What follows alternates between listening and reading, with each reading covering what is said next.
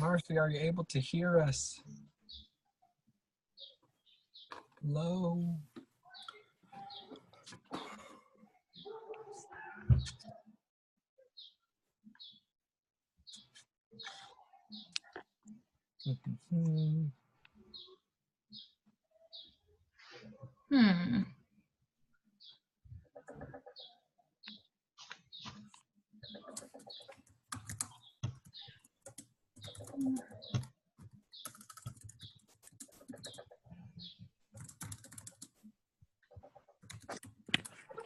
It gave me the option to, oh, there you are. Awesome. Hi. So weird. I don't know what I did this time around, guys. I have bad luck with technology. We're here. Cool. So, all right. I was just gonna say, so with that open-ended question for the beginning, if we want to go that route, so like the questions that we're developing, of course, are sequential in a sense, but it's just something that is what I was thinking about anyways, like how we can fall back to, hey, this is our actual question, like our mainline questions are these questions that we put down. The free flowing will be just those extra questions that you come up with whenever we are talking in this interview. So for that first question, for it to be open-ended, I mean, I feel like it's something as in just, you know, describe to us how you started working in a team, and from your first experiences in being in a team, and then how does that look now today? Would that be something that you guys think would be a good open-ended question for us to start off with? Maybe right before that, we should start off with just asking you a little bit of background. So we'll be like, okay, Raphael, give us a little bit of background, and you can kind of, you know, give us like a quick summary like you did a little bit ago. Let us know where you were at. And then from there, we can move on exactly to what you were saying. Like, okay, so what did you learn from, you know, moving from the team to the leader and whatnot? What do you guys think? Yeah, I think that's a good way to start it. Oh, it's because my only thing, like, with having it just that big, it's like, because, like, coming into the interview, does the professor know what the topic will be about? Yes, so we're turning this sheet in or something similar to it. And in our statement, we've said that you're going to be interviewed so that we can understand your experience with forming teams and teamwork. Okay. And then these are the bullets that we're going to focus on that tie back to your experience with forming teams and teamwork. So how you build your teams, how you form them, how you manage, inspire, motivate teams and individuals, so that relates to the teamwork part.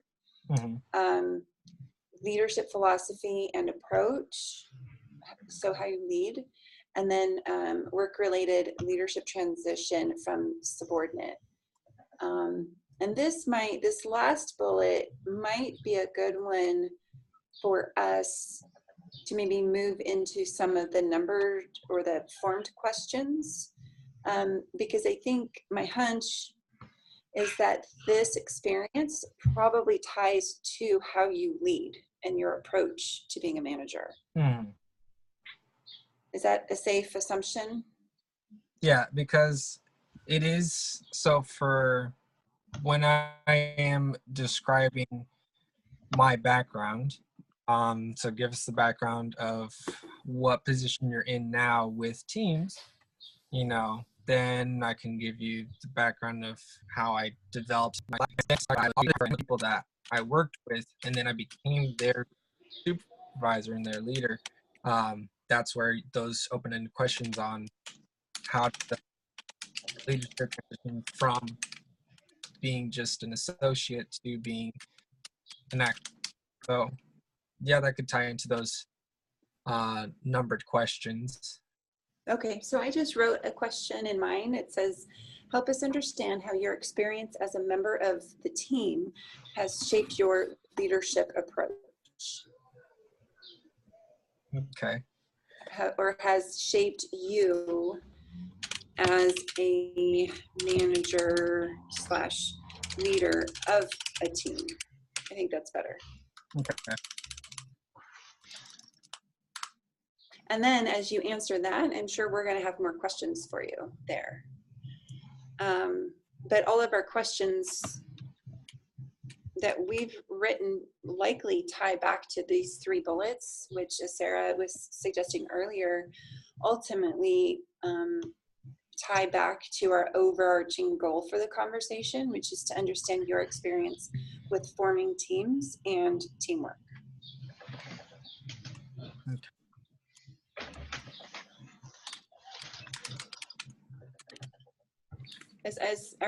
Is that right, you guys? Does that sound right, or am I not understanding? No, I That think sounds right. we're all on the same page so far. Okay.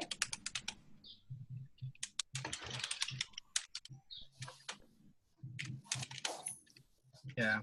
And so I like you have a structure there. Of course, utilize plain questions. That's your fallback. So in the interview, where was did you write down like what positions or what it was?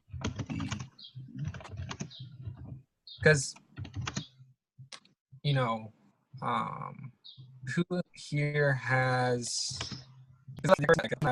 should be an overseer of the other 2 in the interview process, like as in the next person amongst you 3 that has the most team experience can be asking those challenging questions on how their leadership is versus my leadership in teams, or how it's how their teamwork is different than my teamwork, and that person would be taking on those questions. But I mean, that's where I'm just kind of like trying to figure out what would be easier for everybody, so that we're not also just kind of bumping into each other to ask the next question. So I think what you're talking about, and it was in one of her documents somewhere, is moderator. So somebody that kind of serves as kind of coordinator or moderator of the interview, Mm-hmm. instead of going person by person, which we could also do. I'm freaking out. Do you guys, would that be useful to have a moderator, you guys, or do we want to? I kind of Jump just in. assumed we were going to go on a rotation. But I mean, we can certainly do the moderator. Is like someone here dying to be a moderator? Or I just feel like that's a lot of work to pick on one person. But if someone feels like doing it, we can. I mean, I don't think a moderator would get in our way or be a bad thing. Well, I feel like we have a pretty good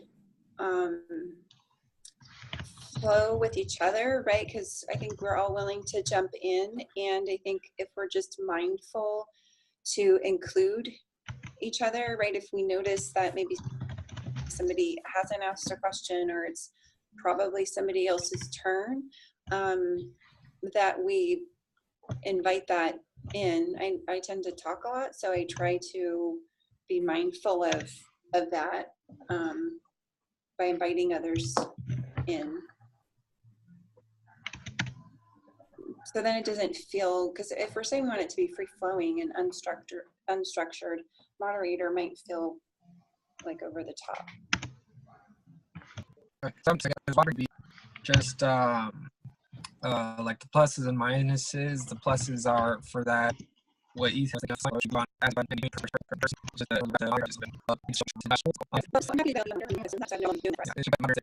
if a question seems out of place and is not trying to get to the underlying goal of team building, like if we start asking weirder questions or if it's Sure. maybe Okay. I'm describing a situation and I'm not saying it right or I'm not describing it right. It's in a way that you can be able to say, oh, I was trying to go ahead and ask about this or whatnot instead. Okay. So Sarah and Ethan, would a moderator be useful? Are you guys okay with that? And Yeah, I'm totally cool with that. I'm happy to volunteer and I'm happy to not. It's whatever would be useful. I'm I okay with think it. you would be a Whatever. useful moderator. Okay. I went ahead and changed also the answer to question. I just went ahead and just wrote it simple, like that little first section right there. Yeah, so I was just trying to use the specific language that was referenced in the reading. So this unstructured part, if we can incorporate that word. And I used orderly instead of structured, right? So in their reading, it referred to structured and unstructured. And what I think we're saying is we want to be orderly, not necessarily structured. So that was my reasoning for using this language, is because it came out of the reading. Okay. Wait, you didn't need to delete yours though. What did you do with it? Okay. There you go.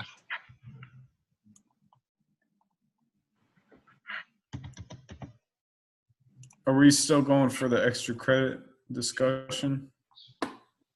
Where I don't know about that.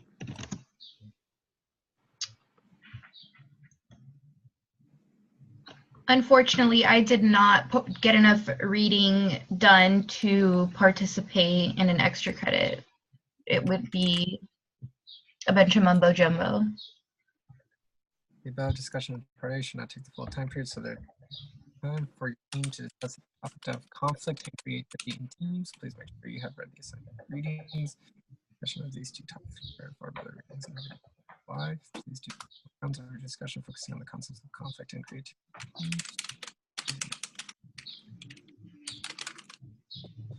Okay.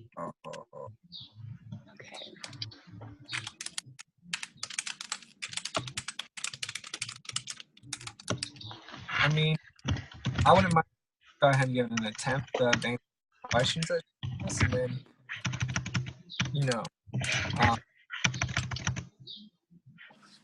at least attempting it rather than not attempting it, if you don't mind, Sarah. What's that? Sorry? If you don't mind, I'd like to attempt it for those questions, even though, like, I'm basically in your boat right there, too. Okay. But, I mean, I know I'm a little uncomfortable, but I mean, hey, it's just attempting, trying something out. Okay. And then, what about you, Ethan? I'm sorry, what was that? Yeah, you want to go ahead and try out the extra credit, correct? If y'all are going for it, I'm here. As long as it, doesn't take another hour. I don't think it should. I mean, it's just let's just try to answer these questions as well. So Sarah, real quick, you have one more question that you need to drop in there, because make sure you get your 5. And we have to do a couple of other things, sorry, with this main assignment, guys. First round, how would you like the interview? Okay, so it also suggested somewhere, and I don't see it right now, but for backups, just in case, right? Because April 12th isn't too far away, but oh yeah, here, backups in place. So if Raphael can't be interviewed, who's our backup?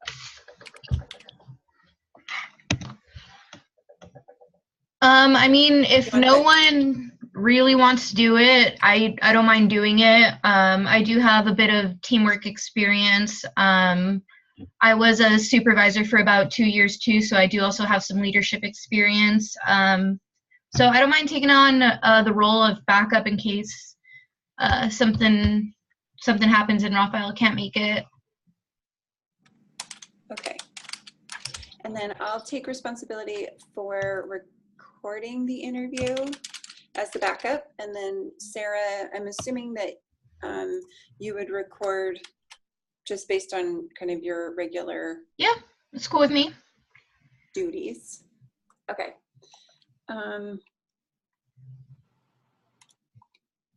Participate developing the questions in the interview process. Okay, so we've done that. Ethan, are you okay posting our assignment? Yeah, it's just this paper, right?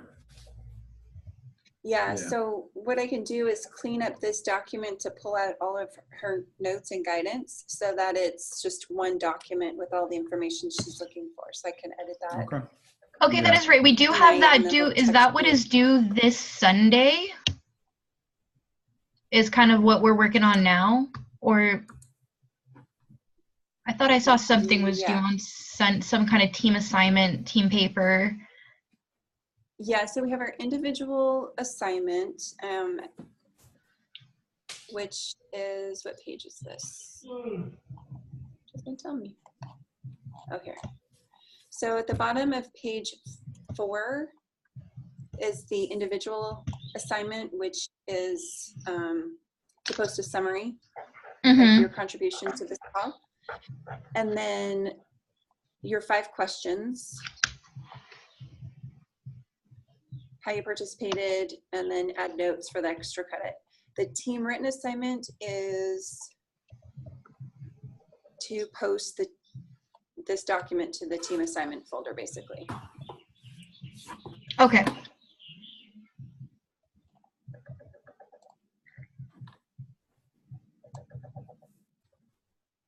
Okay. I have a, well, I guess it doesn't matter now, we're done.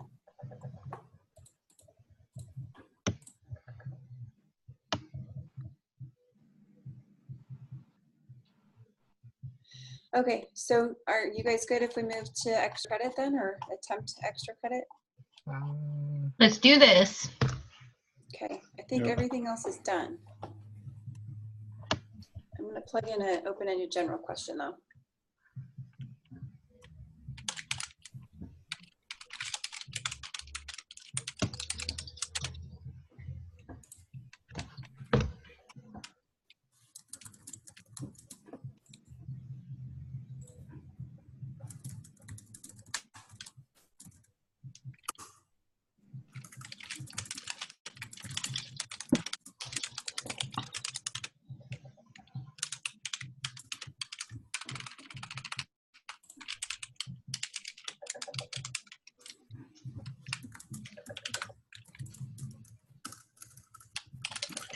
All right, so this part of the extra credit asks us to take some time for your teams to discuss policy teams. Please make sure you have ready summary and team.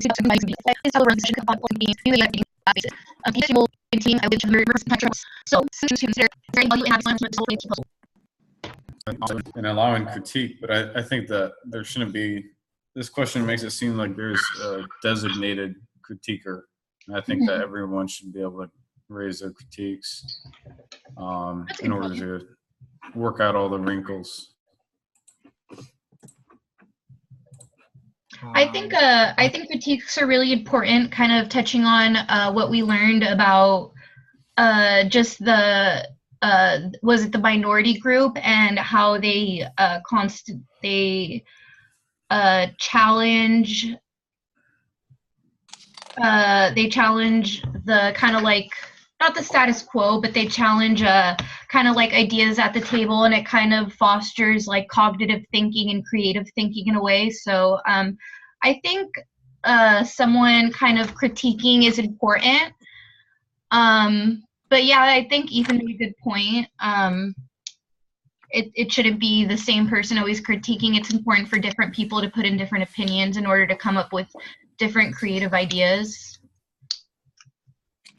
I feel like it was from a different reading. I don't know, it's all getting mixed up now, but I do think that there is actually value in a member of the team actually having the assignment to be the devil's advocate or to be the critiquer of the conversation, because I think that conflict, and I hope I'm not getting to a different question, but that I think that conflict and creativity can be very much linked, right? Through conflict and being open to conflict and looking at other perspectives can inspire new and different thought and approaches. And a lot of times you can get to a completely different, unexpected place through that process of conflict and critique, provided there's trust in the team, right? So that people don't feel like they're being attacked or questioned, or that their creativity is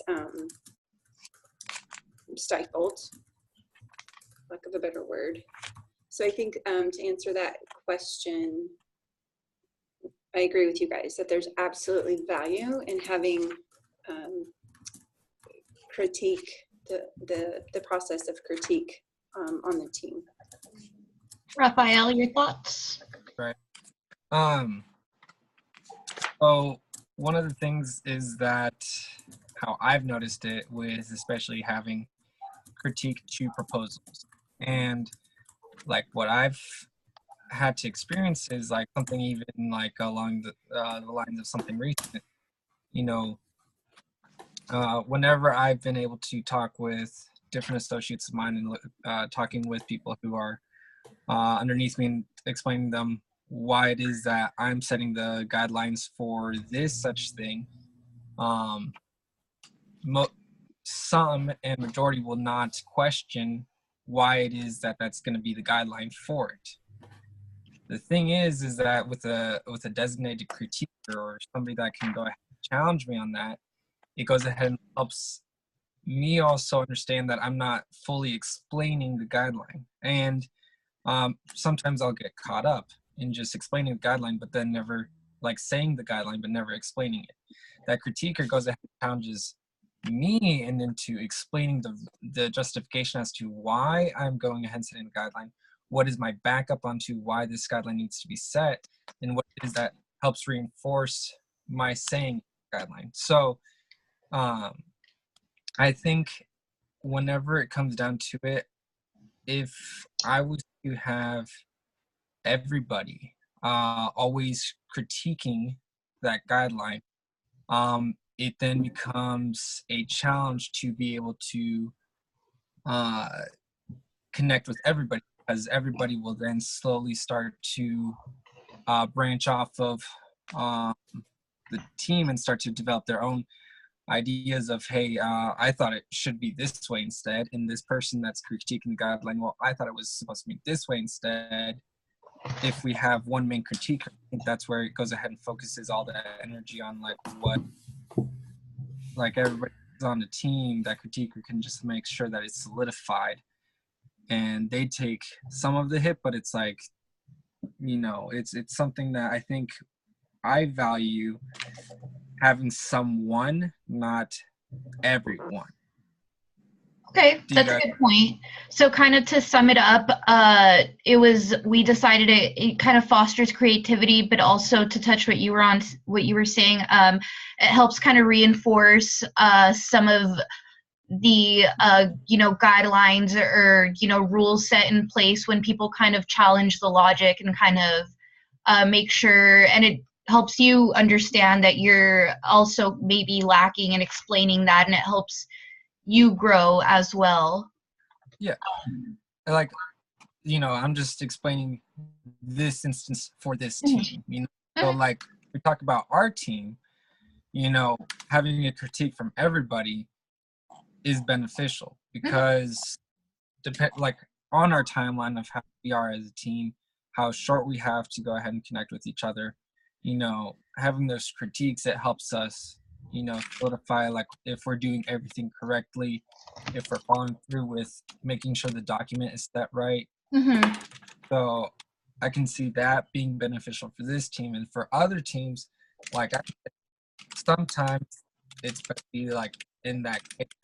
So it's dependent on the situation that I think of, but I would agree with you guys, of course, that it's something that's helpful whenever everybody can critique and be able to critique, and it shouldn't be for this team set that way where it's only one critiquer. It's something that everybody can critique. So I just wanted to bring my own kind of insight on it. So I think if we were to say the answer, yeah, what was it? There's something that is very very much useful in having everybody have a critique. So I think that's a good answer to have it in there as well.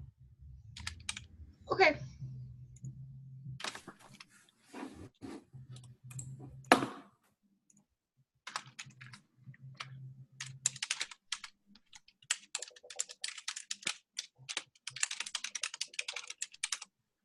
Ethan, I'm just dropping these in because I think we have to add our responses to the post. Okay. So I don't, is what I wrote pretty close to what we've said? Yeah, it looks. Okay.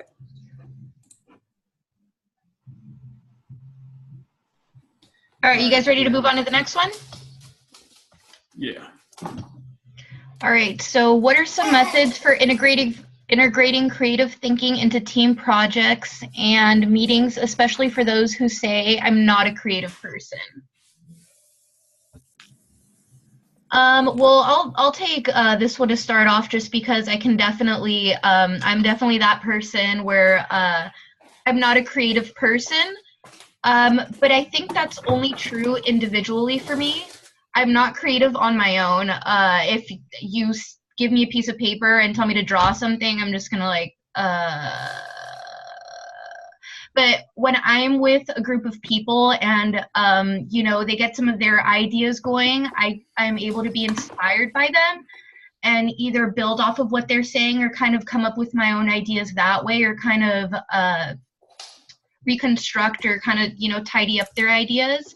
So that's one way for me as someone who I say I'm not a creative person. I'm really not, but when it comes to integrating that into teamwork, I definitely appreciate the diversity of other people's thinking, because it helps, get my mind rolling, and helps me think outside of the box a little bit, because I can't really do it on my own. Yeah. Oh, and we have 10 more minutes on this. Okay. On this. Okay. So agreed, collaboration is super helpful. I loved, and I don't know why I never kind of put words around this before, but this idea of brain writing, that in our reading there was the part around brainstorming and brain writing. As an introverted person, I do a lot of internal thinking, and when I write, it's a lot easier for me to be creative. So I know we're short on time. I don't want to say more than is necessary, but in terms of methods for integrating creative thinking to team projects, I love the idea of brain writing, and just have always internalized for myself and see the value of it for others too. So, I mean, what are some methods of integrating creative thinking into team projects and meetings, especially? So, like the writing thing, whenever I come to think about how I want to bring creativity to, into an environment, I tend to first approach the team individually and try to get their personal idea in my mindset and actually go ahead and that first lets me see what their train of thought is going for, to then go ahead and pull it all together. If I was to bring them all together, then I go ahead and I bring up what I think involves all of their ideas, and if they can go ahead and give me a new idea, it's something that I've already helped try to make it creative and integrate the creativity by going personally into each person and then bringing it back to saying, okay, like how, what's the extra creativity that you guys can think of all together, since you're all here together, since we're bringing up this whole change of method, let's say, you know. So that's how I think about integrating creativity. It's kind of first personal basis and then bring it all together again. So what about you, Ethan? Yeah, I mean, question asked for methods, and I am trying to use creative thinking to think of ways to stimulate creative thinking. And, I mean, like what you said is talking to people individually. I think that can probably be a very effective way of stimulating it, because some people are just shy or don't want to share their creative ideas in front of a group. So. Right. I mean, like how Sarah is, you like to be a part of the group whenever the creative ideas are coming out, while some others don't want to share with the group but still think of those creative ideas themselves, right? Like, so tying in both of those ideas. So those are definitely methods to kind of help take care of, like, if you know of your team and you know of who is shy but still thinks of great ideas, you can approach them in a personal level, while you can understand that there's other persons that are there that just need to be around creativity to sort of kickstart that drive to what is the next step. And All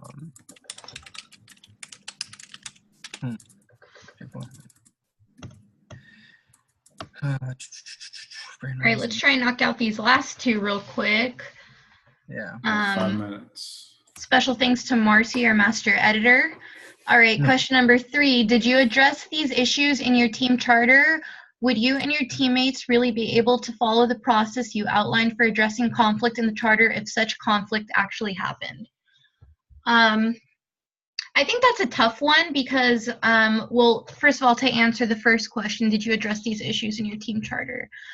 I think we did mention a little bit on just making sure everyone participates equally. I think that in itself kind of, helps get everyone involved. To try and not say too much, it's hard to say until you're actually in conflict. We've had such a great flow so far, and, you always think, oh, there's not going to be conflict and we're not going to have to deal with it. And sometimes when you least expect it, it ends up coming up. So I think that's a hard question to answer. What do you guys think? Would we really be able to crack the whip on each other? I think that we did address it, and I think that we will be able to execute against it if necessary, because if I remember correctly, it was really just framed up around accountability. We all made commitments. Mm-hmm. If we don't follow through on the commitments, we're going to have that conversation because it was mutually agreed upon, and we all know the consequences if we don't, get back on the same page. So I think actually our charter and the way we wrote it helps to take away the kind of the personalization of anything. It's not personal. We all made an agreement and we all understand the consequences. That's my 2 cents. Well said. Yep. What about you? Yeah, I mean, I really do think we can follow well, no, I say that, but really, you never know, because some people don't like to face things head on, and then it becomes, little side jabs at people, and it doesn't get talked about directly. and the conflict just grows and grows. But I think for the most part, we could follow what we have in the charter.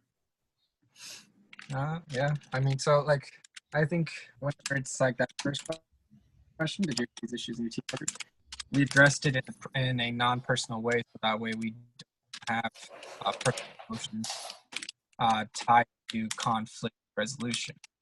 So, would you and your teammates really be able to follow the process you outlined? Yes, because we do, just like how we said, it's accountability. So, that right there, I think, is why we are able to follow that through. You know, we understand what we're doing. And, you know, not making it personal. Conflict resolution is actually more beneficial. Yeah. So now the last question is, what is the difference between productive conflict and non-productive conflict? Ooh, Ethan, you take this one. You recently had conflict, right? Yeah, productive your other conflict. It's pretty much the conflict in my other team consisted of side jabs and not confronting it head on until I finally was like, hey, it's no secret we're having conflict here. We need to talk about this. And they finally talked about it. And there were insults, but this last week everything went good. So you have to face it head on.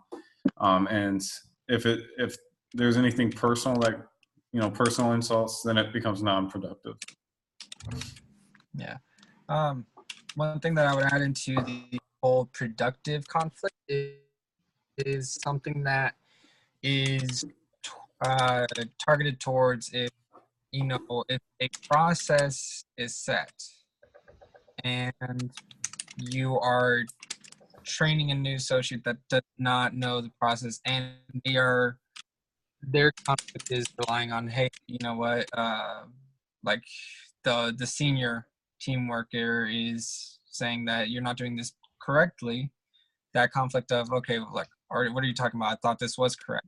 You hammer out the detail, and it can be productive conflict because then it makes sure that that problem doesn't arise again, but it's that you're also helping improve the knowledge of somebody else. So that productive conflict can be something that is a tool for helping advance knowledge and advance also